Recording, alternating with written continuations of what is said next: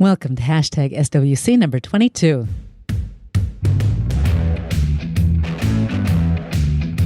Hi, everybody. I'm Edie Berg. Thank you so much for joining me here today. And this is a very short podcast about a strong Jewish woman in history. And did you know that Lauren Bacall was Jewish? Her mother was from Romania, and her father's family was from an area that is now in what is known as Belarus. She was born in the Bronx in 1924, and her parents divorced when she was only 6 years old. And her mother raised her as a single mother, and she spent a lot of time with her very warm extended family, the Weinsteins, her mother's family, in Brooklyn and in Manhattan. The name Bacal is a form of Weinstein in Romanian, apparently, though it's not really clear to me how exactly. And her mother changed their name to Bacal after their divorce. And the name Lauren was given to her by the director of her first movie, Howard Hawks. But her name was originally Betty Joan Perske. And there are two interesting things about her name. One is that she was always preferred to be called Betty rather than Lauren, even well into her stardom. And the second thing is she liked to say that she and Shimon Peres, the past prime minister and president of Israel, were actually cousins because her maiden name was Perske, and Peres is a form of Perske. And their families were both from the same area, then part of the Russian Empire. Betty Bacall studied acting, and she was a fashion model.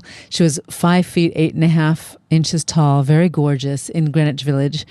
And she was on the cover of Bazaar magazine when she was discovered and asked to audition for a part in Hollywood. When she was only 19 years old, she was in her first movie, To Have and Have Not, which was a huge success, and she became a star right from the start. That's when she met and acted with and fell in love with Humphrey Bogart, who she married, and she had 2 children with him.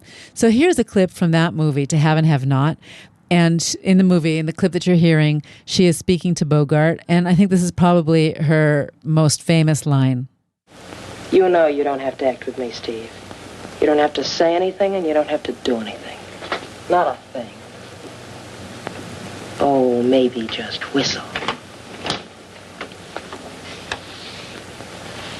You know how to whistle, don't you, Steve? You just put your lips together and blow. When she's playing this, she's only 19 years old. What a woman, what confidence, what a voice, what character, what stature she has to be able to play that at such a young age. Sadly, Bogart died of cancer, and she would eventually remarry to actor Jason Robards, have a 3rd child with him, and then divorce. Lauren Bacall's deep voice was cultivated, and so she would always leave you knowing that she was in control and never flustered. And I love that voice, and I would love to have a deep voice like that. Her famous look, I would also like her look actually, but her famous look with her head and her eyes turned was originally used because she was nervous and her chin shook. So she held her head in that way to prevent it from moving. And then that became her signature look. And she was always cast in roles that were of women who were very strong and whose strong will complemented rather than detracted from their sexual attraction. And she showed how female confidence is extremely attractive. She and Humphrey Bogart became one of the most famous couples in Hollywood. And after Bogart died, she said that she did not want to become a professional widow in Hollywood. So she moved back to New York and went to the theater. And she starred in many theater productions. And she won 2 Tony Awards. A little bit later in life, she became socially and politically aware and famous and proud of her liberal views. And although she did not bring her children up as Jewish, she was always proud of being Jewish. And in one of her interviews, she mentioned that she was sorry that she did not speak up about it earlier in her career, but that she was very young and dealing with success, and it really just was not a priority for her at that time.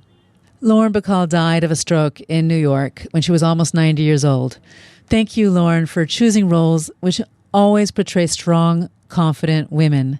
So let's hear now another clip from Lauren Betty Bacall from an interview that she did in 1995 for the BBC program The Late Show, Face to Face with Lauren Bacall. He taught you a lot. What's the most important thing he taught you? Well,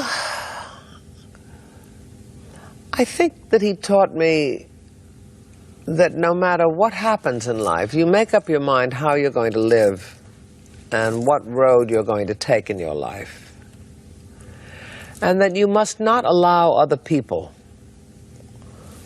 to pull you off that trail, to bring you down to their way of life just because they need company, then you must never lose sight of what your life is.